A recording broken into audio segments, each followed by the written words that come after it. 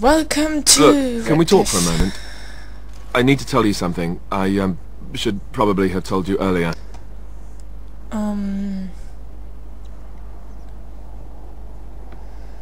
What's on your mind? Well, let's see. How do I tell you this? We're almost at Redcliff. Did I say how I know Eamon exactly? I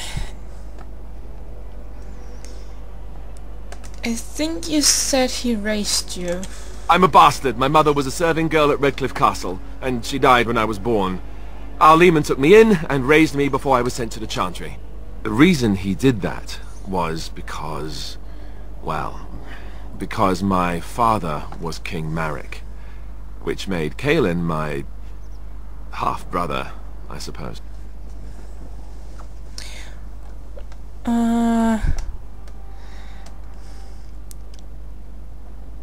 I like number 2. Let's say that. So, you're not just a bastard, but you're a royal bastard. Ha! Yes, I guess it does at that. I should use that line more often. I would have told you, but it never really meant anything to me. I was inconvenient, a possible threat to Kaelin's rule, and so they kept me secret. I'd never talked about it to anyone. Everyone who knew either resented me for it or they coddled me. Even Duncan kept me out of the fighting because of it. I didn't want you to know as long as possible. I'm sorry.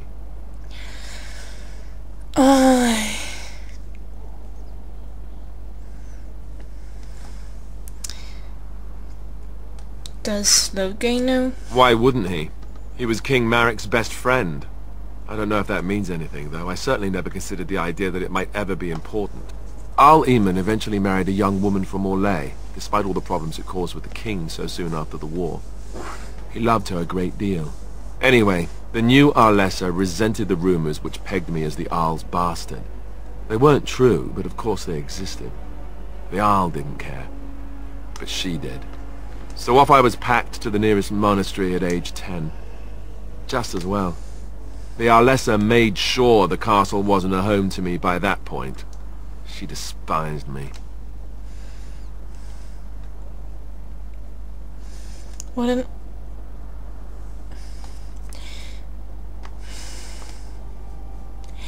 You were probably luckier than most orphans. I suppose you're right. I wasn't raised as the Arl's son, though. If you're picturing that, I slept in hay out in the stables, not on silk sheets. I remember I had an amulet with Andraste's holy symbol on it. The only thing I had of my mother's. I was so furious at being sent away, I tore it off and threw it at the wall, and it shattered. Stupid, stupid thing to do. The Arl came by the monastery a few times to see how I was, but I was stubborn. I hated it there and blamed him for everything. And eventually he just stopped coming.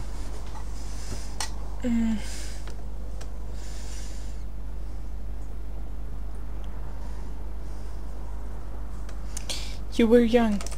And raised by dogs. Or I may as well have been, the way I acted. But maybe all young bastards act like that, I don't know.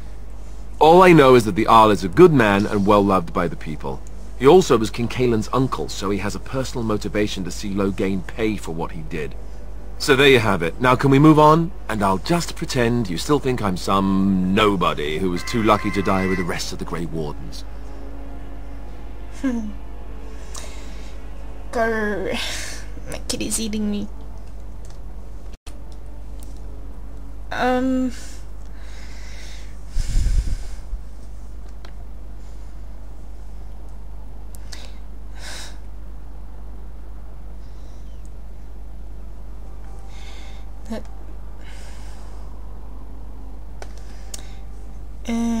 what does that make me? Some nobody who was too lucky to die with the rest of the Grey Wardens. Welcome to the club.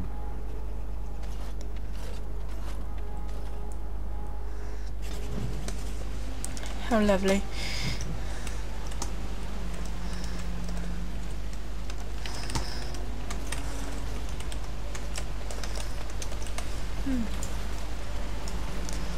So nice. It shall be done. Well, let's go speak to this guy then.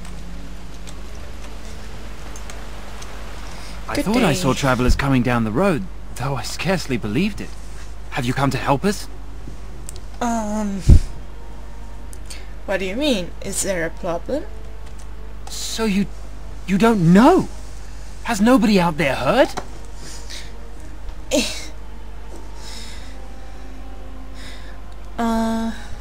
I've heard Eamon is sick. Is that what you mean? He could be dead for all we know. Nobody's heard from the castle in days. We're under attack. Monsters come out of the castle every night and attack us until dawn. Everyone's been fighting and dying. Apparently everyone seems to agree that a blight is the perfect time to start killing each other. Marvellous, really. We've no army to defend us. No Arl and no king to send us help. So many are dead.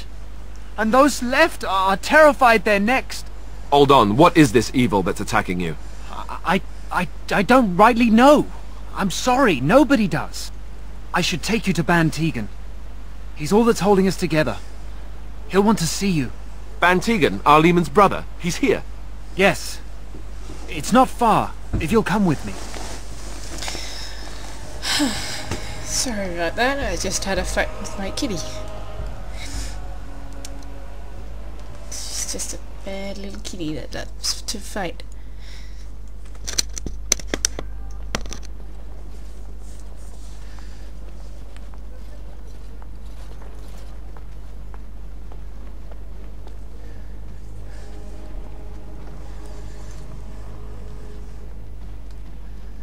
It's Thomas, yes? And who are these people with you? They are obviously not simple travelers. No, my lord. They just arrived, and I thought you would want to see them. Well done, Thomas. Greetings, friends. My name is Tegan, Ban of Rainersphere, brother to the Arl. I remember you, Ban Tegan, though the last time we met, I was a lot younger and covered in mud. Covered in mud? Alistair? It is you, isn't it? You're alive! This is wonderful news! Still alive, yes. Though not for long if Tern Loghain has anything to say about it. Indeed. Loghain would have us believe all Grey Wardens died along with my nephew, amongst other things.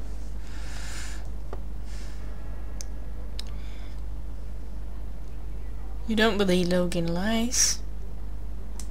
What, that he Logan's pulled his lies. men in order to save them? That Cailan risked everything in the name of glory? Hardly. Loghain calls the Grey Wardens traitors, murderers of the king. I don't believe it. It is an act of a desperate man. So you are a Grey Warden as well. A pleasure to meet you. I wish it were under better circumstances. You're here to see my brother. Unfortunately, that might be a problem. Eamon is gravely ill. No one has heard from the castle in days. No guards patrol the walls, and no one has responded to my shouts. The attack started a few nights ago. Evil things surged from the castle. We drove them back, but many perished during the assault.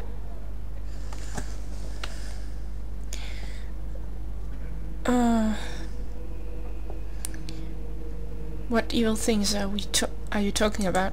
Some call them the Walking Dead, decomposing corpses returning to life with a hunger for human flesh. They hit again the next night. Each night they come, with greater numbers. With Cailan dead and Loghain starting a war over the throne, no one responds to my urgent calls for help. I have a feeling tonight's assault will be the worst yet. Alistair, I hate to ask, but I desperately need the help of you and your friends. It isn't just up to me.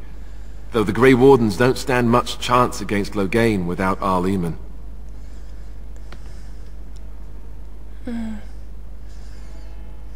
Of course we'll help. How pointless to help these villagers fight an impossible battle. One would think we had enough to contend with elsewhere. Thank you. Thank you. This means more to me than you can guess. Thomas, please tell Murdoch what transpired. Then return to your post. Yes, my lord. Now then, there is much to do before night falls. I put 2 men in charge of the defense outside. Murdoch, the village mayor, is outside the chantry. Sir Perth, one of Eamon's knights, is just up the cliff at the windmill, watching the castle. You may discuss with them the preparations for the coming battle.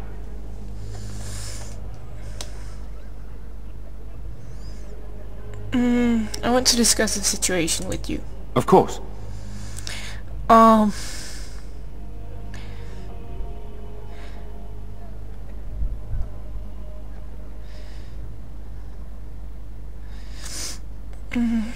Why are you in the chantry with the villagers? Sir Perth insists.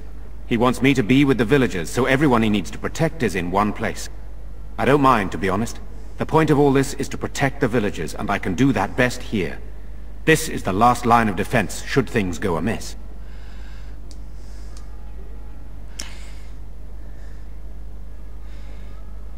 Should things go amiss? Should the monsters find their way in. I would prefer not to fight in the chantry, but if they come, then so must it be. We could bring some men in to stand beside me, but I'd rather keep the monsters away from the villagers if possible.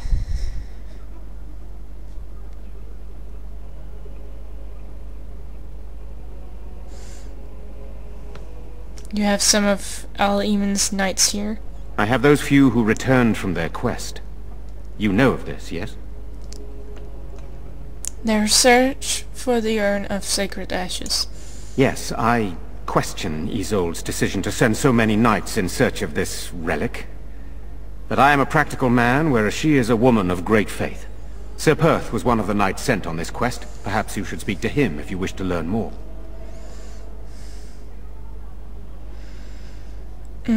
So what happens after this battle is over? Hopefully we can find the source and stop it before it causes any more damage. With luck, we'll also find Eamon and be able to help him. I should go back to work. Very well. Luck be with you, my friend.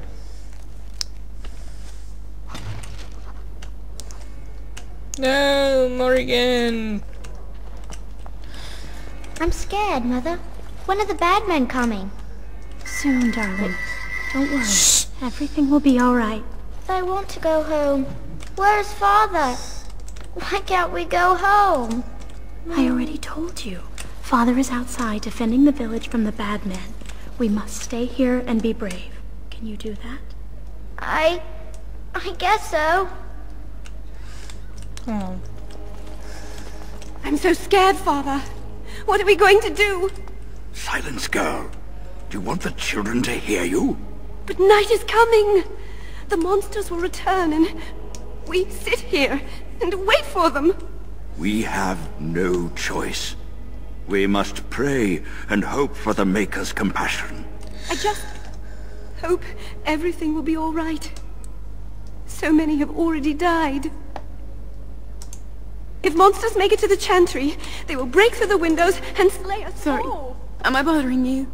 I'll try to be more quiet.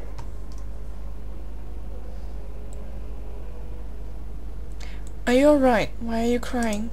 Those things dragged my mother away. I don't know what happened to her, but I hear her screaming all the time. Everywhere. How terrible. You poor thing. I wish there was something we could do to help. And now my brother Bevan, he ran off. I don't know where he is. I'm so scared they got him too.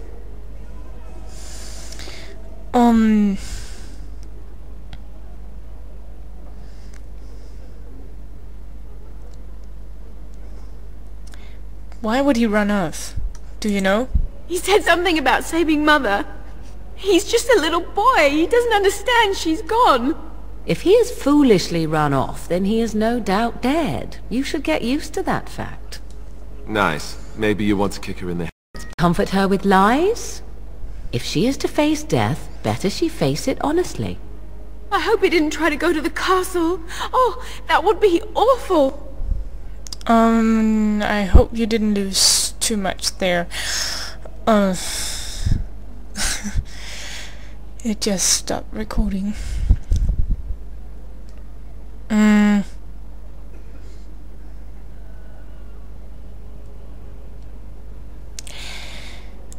Don't worry, I'll look for him. You will? Thank you so much. Please find him. Liliana approves. Jetta.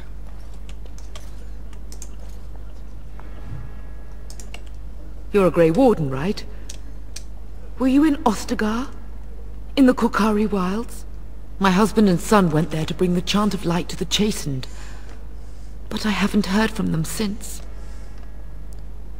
Are you Yetta? I am. You've heard of me? Yes, your husband and son are both dead.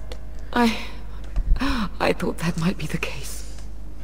Thank you for telling me. Certainly. Maker's blessings upon you. Poor woman.